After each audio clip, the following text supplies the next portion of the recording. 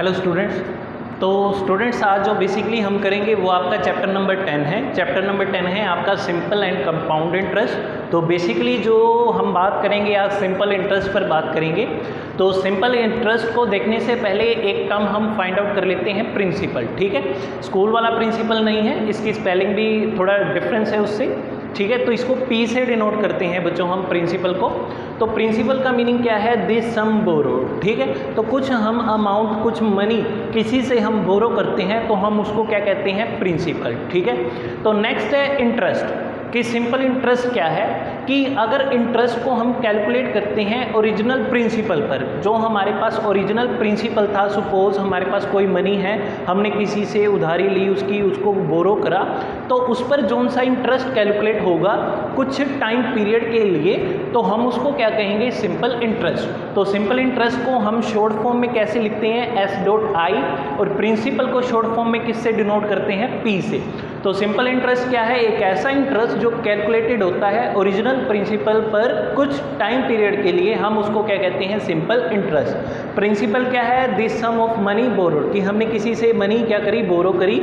और पी से इसको डिनोट करते हैं। नेक्स्ट है आपका रेट, इसको हम आर से डिनोट करते हैं। It is the interest paid on ₹100। ये क्या है? एक ऐसा इंटरेस्ट होता है जो ₹100 के अकॉर्डिंग पेड होता है फॉर अ स्पेसिफिक पीरियड, और किसी एक स्पेसिफिक पीरियड के लिए।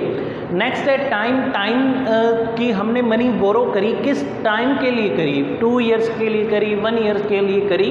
तो एक ऐसा टाइम जिसके लिए हमने बोरो करी है मनी, तो हम उसको क्या कहेंगे? टाइम।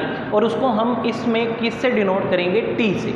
नेक्स्ट आपका दो मेन फार्मूले हैं। फर्स्टली फार्मूला है आपका सिंपल इंटरेस्ट का, एंड सेकंड फार्मूला है आपका अमाउंट का। तो सिंपल इंटरेस्ट का क्या फार्मूला है? P × R × T by 100। P stand for principal and R stand for rate and T stand for time.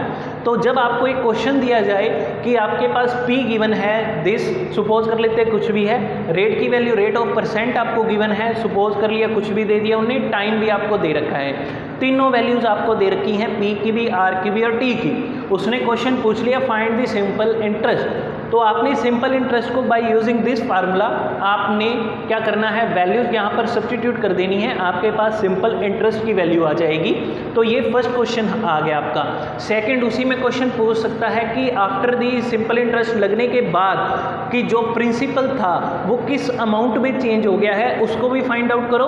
तो वहाँ पर आपका अमाउंट का फार्मूला बनेगा प्रिंसिपल प्लस इंटरेस्ट। जो सा आपका इंटरेस्ट लगा है उसमें आपने ओरिजिनल प्रिंसिपल और इंटरेस्ट को जब आप ऐड कर दोगे तो आपके पास नेट अमाउंट आ जाएगी, जो आफ्टर दी सिंपल इंटरेस्ट लगने के बाद जौन सी अमाउंट आएगी वो उसका फार्मूला है ये वाला बच्चों। तो सिंपल इंटरेस्ट का जनरल फार्मूला है P × R × T by 100। Amount निकालने का फार्मूला है प्रिंसिपल प्लस इंटरेस्ट।